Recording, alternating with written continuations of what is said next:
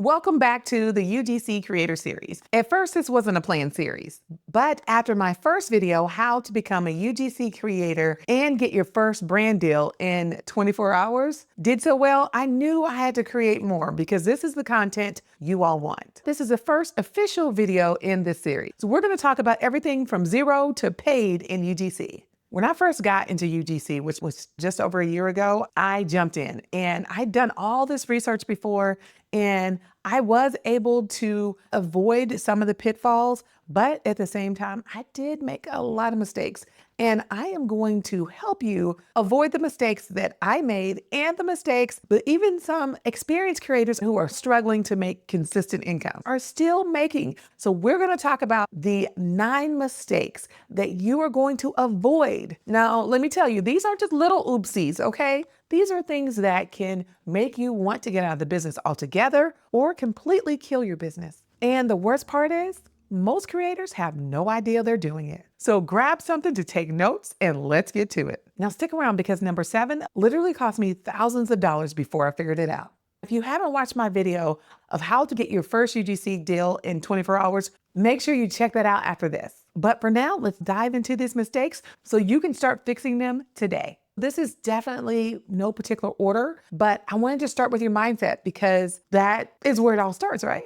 Your mindset is your foundation. If we don't start there, then where are we starting? Okay, so mistake number 1 UGC creators are making is that they're treating their UGC business like a side hustle instead of a business. UGC creators that are making $10,000 a month aren't just randomly creating. They have systems. You would completely go out of your mind if you didn't have systems and you were just constantly creating. So if you're okay with making a little something here and there, and just want some free products here and there and not building a good, strong, consistent income, then that's fine. You can continue to do whatever it is that you're doing. But if you want to level up and you work smarter versus harder, then you'll definitely want to follow this advice. The difference between those that make small change and the big bucks is that they have a system and they're treating UGC as a business. Now, when the light came on that, hey, you're not just creating something here and there, but you need to take the time to use either a Notion dashboard or you need to use Trello or some type of something. And so you can keep up with who you're talking to. What did you offer to them? What did they want? So you can follow up. There's a system. You need to keep up with who you're talking to, the company. You need to know what you offered them and what price. So you can follow up. There's a system. I use a Notion template for that. And let me know if you want to get a copy of my Notion template. But there were certain things that I was doing, just like I was getting the deals and I was just creating and then moving on to the next deal. I would get the deal and create. And then before I knew it, I was losing track of who I was working with and what I was supposed to be delivering because I wasn't taking it seriously.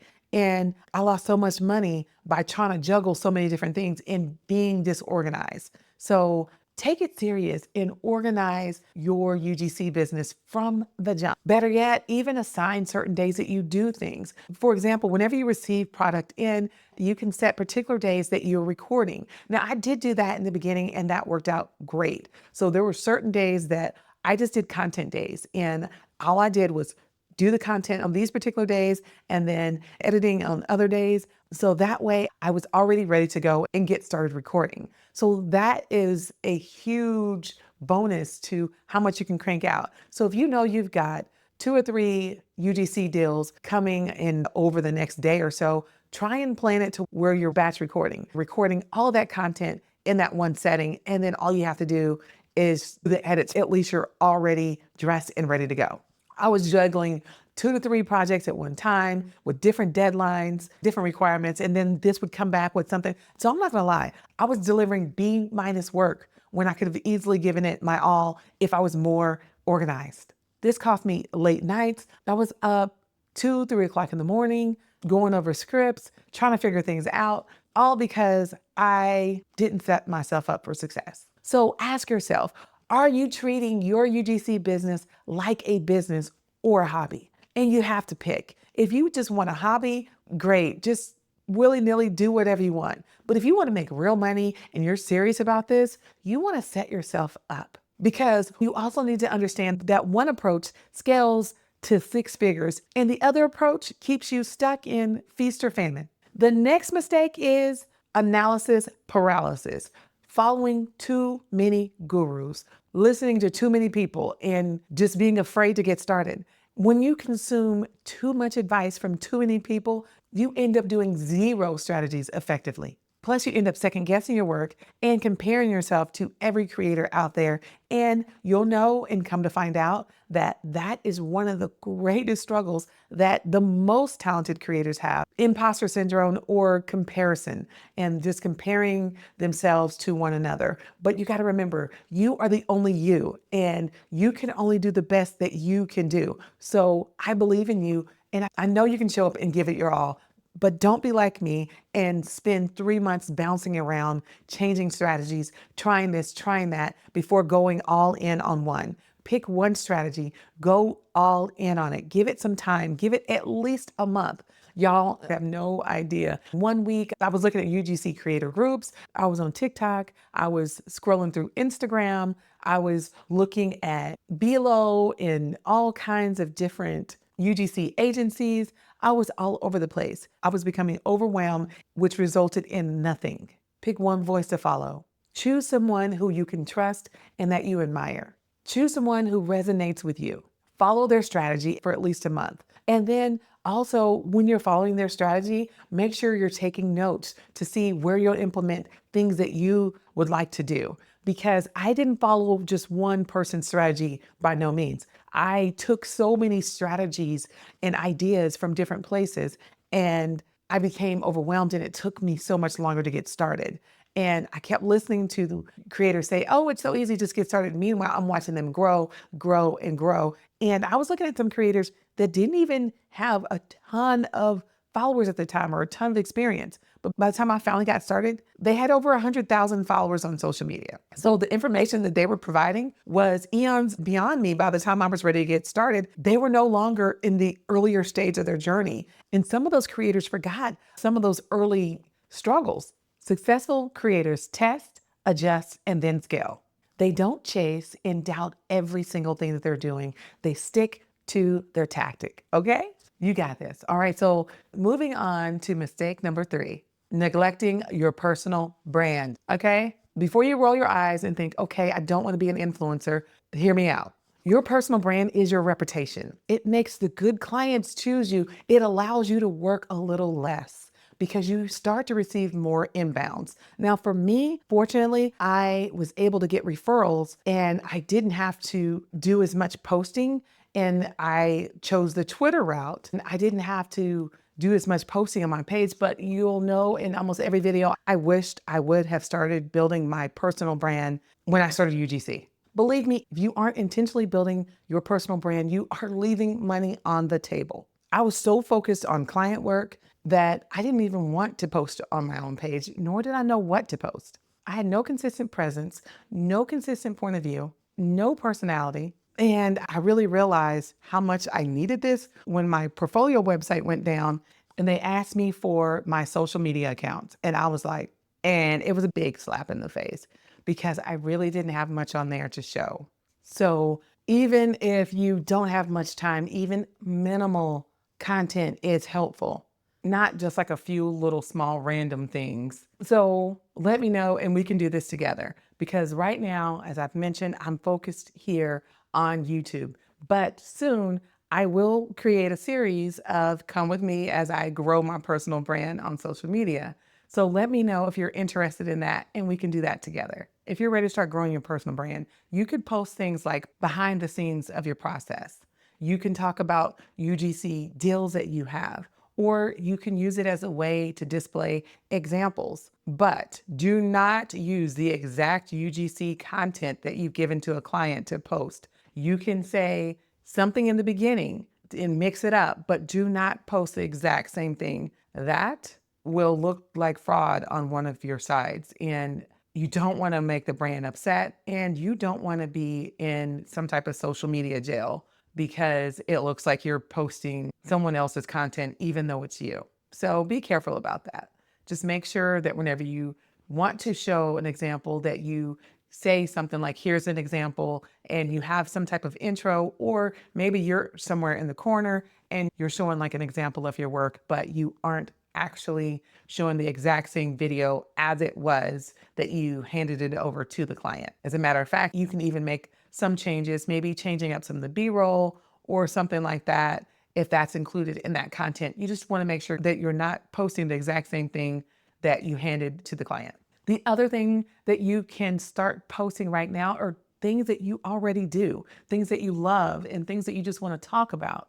You don't want to make your page just all about UGC unless you are a UGC strategist or UGC coach. And if you're one of those, you probably wouldn't be watching this particular video. In saying that, you don't want to make all your page all about UGC. You want to show your personality. You want to show who you are. If you had a bad day, get on there and talk about certain things, but be mindful to keep things somewhat professional. Be yourself, but you don't want to show up in a way that you wouldn't want to present yourself to a brand. So just also think of it, you're building your personal brand. Would you be okay with however you presented yourself 5 years from now? If you're good with that, then great. So here's the fix. Dedicate 20% of your content creation time to your own work, to your own channels. Share the process, the wins, the lessons, even your quirks and your loves and all of the things about you. Share your travels, talk about your dog, whatever it may be. Have a blast and be yourself. But remember, quality matters. So that client that did look at my shabby, horrible TikTok channel still booked me based on the fact that I did have a few videos on there that they were willing to say, okay, we're going to go with you, even though they were very old and not my best work.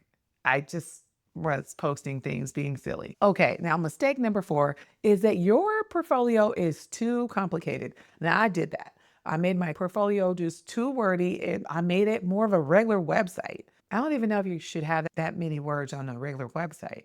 Anyway, I just made it too wordy and it just was more presentation style and I didn't have enough videos and enough examples. So you want to make sure that your about me isn't too long or too cumbersome or is really only about you. Because just in case you hadn't learned about this little secret, about me's are no longer about you. I know. Go figure. About me is really about whoever's reading it.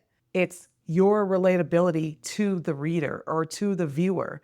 It's you basically speaking about yourself, but in a way that's just making you more relatable to whoever's watching it. Think of it like when you watch a movie and it may be a movie that this person may be killed off soon or something in the movie, but they spend this time and they build it up and they're showing you different features of this person and different things, and you start to have this relationship in your mind with this person like, oh, they're funny, they're somebody I would hang out with. And so you're devastated when something happens to them because you're actually invested. So you want to create content or about me that actually invests the viewer or the brand. You want them to feel invested. So you want to talk about things that are important to them, not just things that are just important to you. Then step backwards. So relatability, what's important to every brand that you're going to approach. They're going to want something that looks authentic, that feels authentic, that's relatable, that speaks directly to their target audience. I'm telling you right now, don't spend weeks or months making a perfect portfolio. Check out this video, how to become a UGC creator and get your first brand deal in 24 hours. And you'll see how you can get started without a portfolio at all. And I am begging you, just get started. Do not spend your time walking around your house trying to find content, trying to find things to create. Find true products from true brands that you can create. So you're not just guessing and you're not wasting your time and you don't hit burnout before you even get started.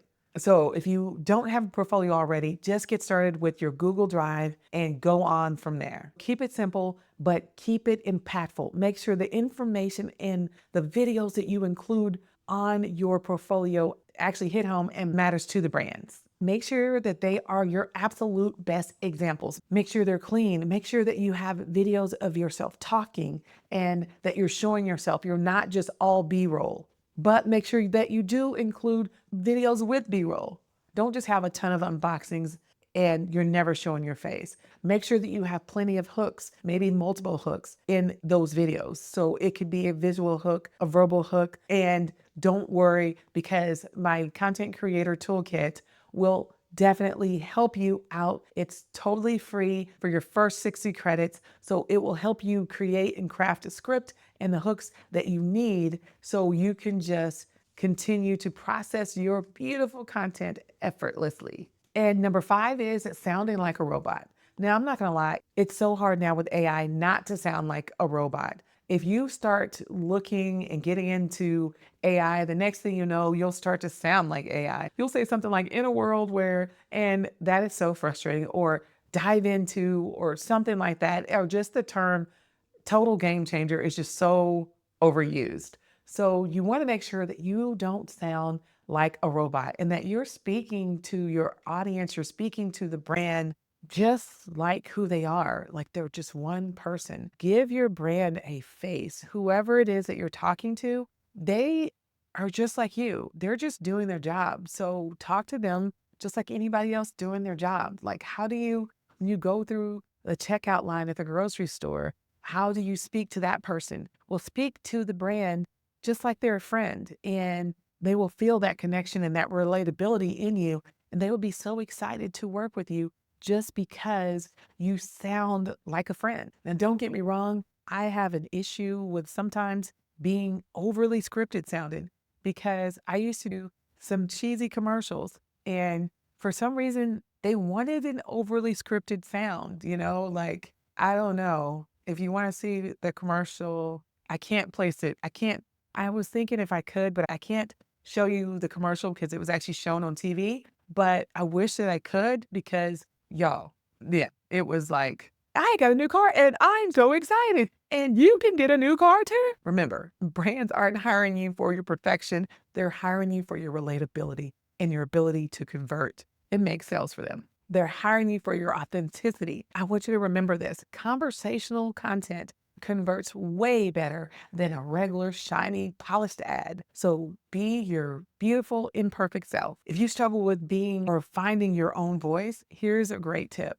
Go over the script before you get started 2 or 3 times and get comfortable with it. Actually get comfortable with the product and picture yourself calling your friend and telling them all about it and just have a conversation. Even if it's off the script, have a light conversation back and forth.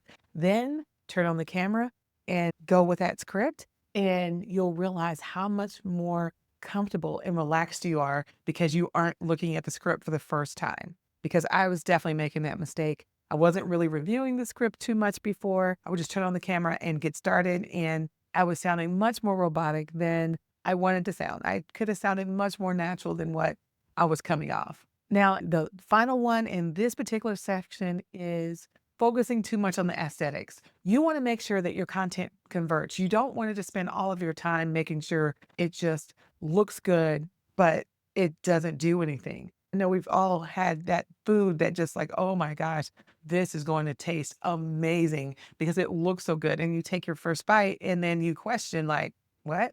Why is this nasty? Or is that just me? Anyway, that's happened, I think, to everyone. Or there's a beautiful car and you expect for it to ride beautifully and it's not as smooth as you thought. Or better yet, there may be someone that you have dated that you were thinking that was so attractive, but somehow their attitude stunk. Like they had a crappy attitude and it just did not reflect what they had on the outside. So you want to make sure that you don't just focus on the beautiful aesthetics and all that because it is incredibly fun, but you also want to make sure that you're putting in the content to convert for the brand and for you. And I'll take it from me because I learned this the hard way because I spent a lot of time making content for a brand that I just made it look so beautiful. And I worked with editing and I had my editor work on it and just make it look like it came out of a magazine. And they just wanted me just to go redo it all and record it in my car with little to no makeup. Wasn't what I thought, but it's what they wanted and it converted and it did very well. You just have to remember that it's not always about the aesthetics versus the ability to convert. Some content just needs you to just come on camera and just speak from your heart and not just look polished and wonderful all the time, because none of us look like that all the time. Nobody's perfect. And so we don't want to always look and be perfect, because then you are no longer relatable. You don't want to have all of this beauty and all this amazing aesthetics. And then it's like, where's the hook? Where's the call to action? You don't want to just produce pretty content that's not performing. You want to make sure those first 3 seconds hook them in and you are hitting it hard. You want to have an emotional connection that triggers something in your viewer, whether it's fear of missing out, relief, or excitement, something. You want to be clear on the value. Like, why would they want to choose this product? What problem did it solve? Or what transformation came from it? Now, remember, strategy always beats aesthetic when it comes down to driving conversions. The next mistake is pricing. Do not let people get in your head telling you that you are not charging enough. If you don't have any experience, don't jump in here saying you need to get $200 and you have no idea what you're doing.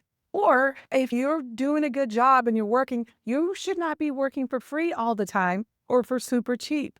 You have to balance your value. So you definitely don't want to overcharge. At the same time, you don't want to undercharge. When I first got started, I just wanted to get a deal. And my first paid deal was for $50. And I was so disgusted by the fact that it was $50, and I was so unhappy about it. And it reflected in my delivery. I was agitated because I felt like I should have gotten more than $50. But at the same time, I had no idea what I was doing. And I was just trying to replicate what I thought I saw someone else doing, but I was just over the top. And here's my first one. Now, what they wanted was over the top. They asked for over the top, but I think I could have made it a lot smoother and a lot better.